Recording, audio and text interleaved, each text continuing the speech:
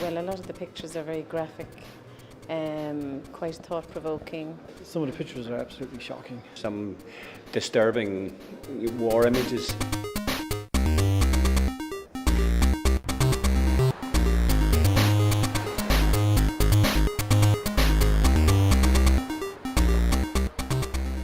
Well, I think World Press Photo is about, it's about setting a standard for press photography, for photography in general.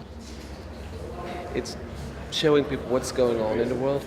Sometimes by reading about it, you know more or less what's going on, but by having the pictures, that gives a completely different meaning to it.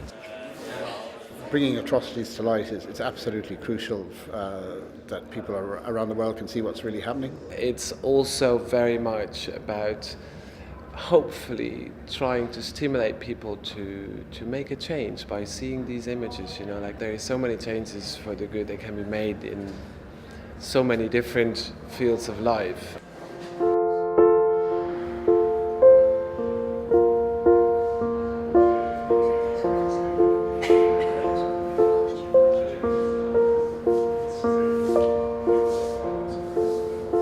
I think that when you see images around here, you ask not about the photographer or about how the picture was taken, but why the subject went through what they went through. This is law in action.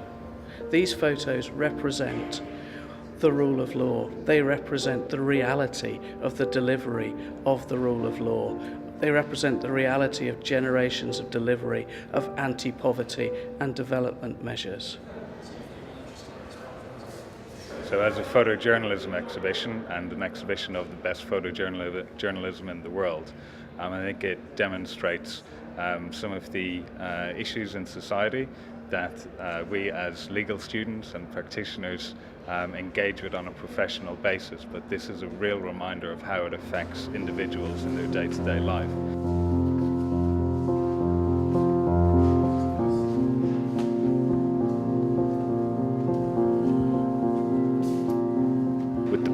Powerful images, a lot of them are so striking and so chilling in a lot of cases. You know, they're really the kind of images that can grab a hold of you. Nietzsche once said, "Indifference makes the angels weep." There's no way of being indifferent to something like this, to these images.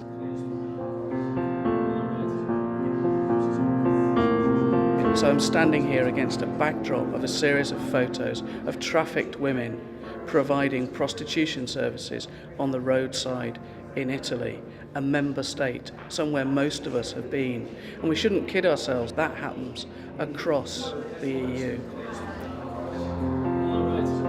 This visual representation provides a kind of life to law that books are incapable of achieving. You know, what's happening in that photo, what's the context behind it, and it's you know, I think a very useful tool that can stimulate a discussion with students.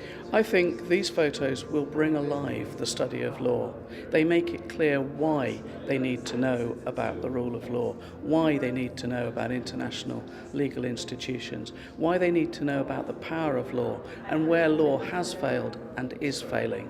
By exposing students to these images, students will ultimately gain a better understanding of what law is, as they're seeing in fact law in action.